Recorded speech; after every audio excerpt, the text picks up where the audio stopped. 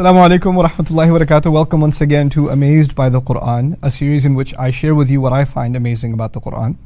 Today, inshallah, I want to share with you something that's again somewhat technical, but my job is to try to make it easy to understand. In the Arabic language, there are two ways of saying wasn't. Okay, so you can say lam yakun, wasn't, or ma kana also means wasn't. But the difference is that when you say ma kana, the latter, then it actually means to refute. Like, for example, he wasn't a teacher. If somebody asked, was he a teacher? I could say, lam yakun ustadan. He wasn't a teacher. I'm answering somebody's question. But if somebody makes the false claim, he was a teacher, and I go after them and say, no, you're wrong. He was definitely not a teacher. You are wrong about that, sir. Then I don't say lam yakun, I say ma kana ustadan. So the word ma, basically, to make it easy, the word ma is used for refutation purposes. It's there to correct an incorrect assumption. Okay.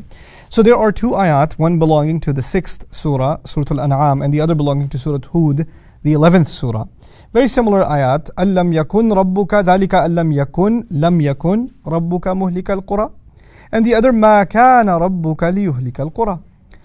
Allah was not one to destroy towns. Both in English translation say, your master was not one to destroy towns. Okay, but in one of them he says, lam yakun, wasn't. And the other he says, ma kana, he wasn't at all one to destroy towns. In other words, in one he's simply making a statement of fact. He wasn't one to destroy towns. And in the other one he's refuting someone and telling them he wasn't one to destroy towns at all. So why refute one in one case? It's the same exact statement. Why make it refutational in one context and make it simply a matter of fact in the other? You'll notice in Surah Al-An'am where he just states it as a matter of fact. It's not even a debate with someone. He's not correcting anyone. It's actually a scene describing Judgment Day. And on Judgment Day, all arguments have come to an end. There's nothing to refute. It's all fact now. Nobody denies anything anymore. So he puts it as a matter of fact. As a matter of fact, your master was never one to just destroy towns, bi-dhulmin, wrongfully. He would never do that. On the other hand, if you study Surah Hud, it's actually talking about a debate happening between the believer and the disbeliever in this world, where the disbeliever is making a claim that your God destroys nations wrongfully. And he's being corrected and he's being told, no, he doesn't destroy nations wrongfully at all. Ma kana.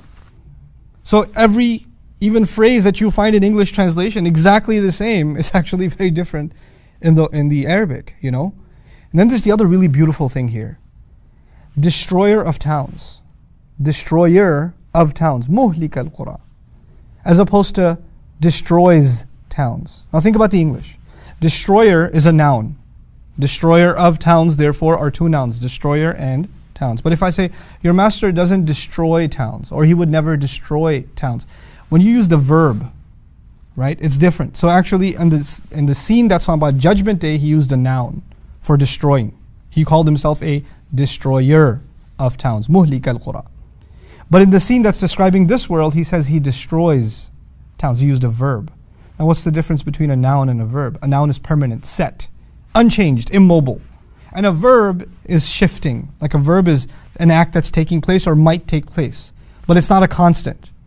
It's incredible that for Judgment Day he used the noun, because just like a noun is set, immobile, it is the decisions on Judgment Day that are set and immobile. But in this world, there are nations that may rebel against God, but they might find their way back. Allah's decision about them hasn't been set in stone. They still have a chance to earn forgiveness. He didn't condemn anybody and make any nation God-forsaken, as the term is used. Nope. The verb is used to suggest that in this world, people have a chance to change. Entire nations have a chance to change. Allah will never destroy a nation wrongfully.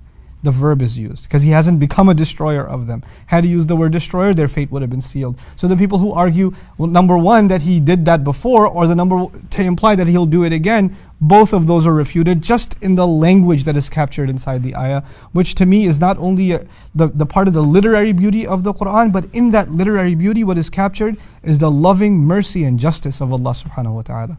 May Allah once again give us the ability to reflect on the Qur'an as it deserves to be reflected on. Barakallahu li wa lakum. Wassalamu alaikum wa rahmatullahi wa barakatuh.